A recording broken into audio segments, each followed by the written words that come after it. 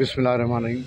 सब खां अॻु में त मां 5 जनवरी जी मुबारकबाद सभु भाइरनि खे, सभु लाड़काणे वारनि खे, सॼे पाकिस्तान खे। पर जंहिं नमूने सां क़ाइदे अवाम शहीद ज़ुल्फ़िकार अली भुट्टो हिकु लीडर हो, त मां चवंदुमि त इहा ख़ुशी, इहो जनमु ॾींहुं मल्हाइण जो हिकिड़ो इहो बि मक़सदु हूंदो आहे असांजो त हीउ असांजो अज़ीम लीडर जंहिं असांखे शनाख्ती कार्ड ॾिनो, जंहिं असांखे वोट जो हक़ु ॾिनो, जंहिं मुस्लिम मुल्क खे एटम बम ॾिनो। ऐं मां त इहा शइ चवंदुमि त इन खां वधीक मुस्लमाननि जे लाइ, पाकिस्तान जे लाइ को वॾो लीडर कोन्हो। इन जी मुबारकबाद असां सभिनीनि खे, तव्हां ॿाहिरनि खे सभिनी खे। उहो चइबो आहे जेको इतफ़ाक़ हुजे।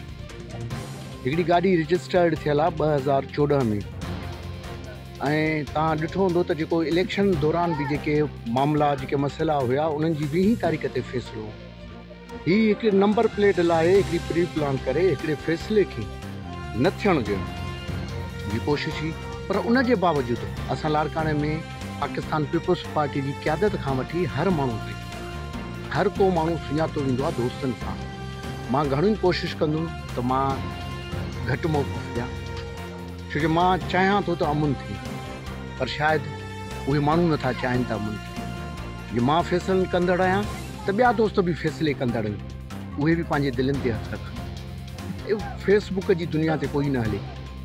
कंहिंजे बि दरवाज़े ते को अगरि फायर करे थो, नंबर प्लेट लाहे। कंहिं थोरो कंहिं ते न कयो आहे त मां गाॾी पाण पकड़ाई आहे, गाॾी एक्सीडेंट कंदी वई आहे। उन्हनि सबबनि जे करे सॼे लाड़काणे खे ख़बर ई त कंहिंजी गाॾी आहे, पर उन बावजूदि बि असां वॾी दिलि रखी, छो जो असां जंहिं जाइ ते वेठा आहियूं उते असां वॾी दिलि था रखूं। असां उन पार्टीअ सां तालुक़ु रखूं था जेका शहीदनि जी पार्टी आहे, ऐं उन फैमिलीअ सां बि मां तालुक़ु रखां थो जिन इहे शहादतूं ॾिठियूं आहिनि, जिन पंहिंजनि तॾनि ते मान ॾिनो आहे।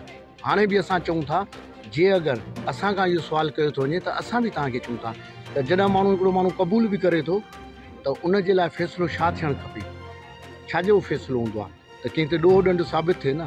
उहो त उहो साबित पाण मञी चुको आहे, उनजो त हाणे फ़ैसिलो न आहे।